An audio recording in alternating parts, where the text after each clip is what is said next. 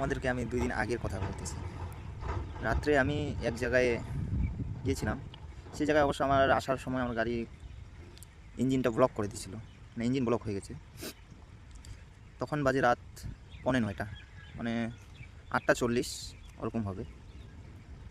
তখন আমি একটা বন্ধুকে ফোন করি। একটা বলতে গেলে কি, আমার তো বন্ধু নেই, ওই একটাই আছে, ওকে ফোন করি। আমি ভাবতেছি ব্যস্ত আছে, খাইতে বসছে। এইভাবে করতে করতে করে কমসে কম 30 বারের উপরে ফোন করছি। করার পরে একবারও রিটার্ন কল করেনি। আবার অনলাইন আছে, অনলাইনে কল করে দেখি যে অনলাইনেরও কোনো জবাব নাই। বাড়ি থেকে কমসে কম আমার 14-15 কিলোমিটার দূর হবে, অত দূরে আমার গাড়িটা খারাপ হয়েছিল। সেখান তখন রাত, গ্যারেজও বন্ধ ছিল, যে আমি গ্যারেজে বাইকটা রাখিয়ে আসবো। তখন বন্ধুকে ফোন করি, এতবার ফোন করলাম, ব্যাক কল করিনি। তার সত্ত্বেও আজকে 2 দিন পার হয়ে গেছে, কিন্তু এখনও ব্যাক কল বা মেসেজ কিছু নেই। সে আমার বেস্ট ফ্রেন্ড।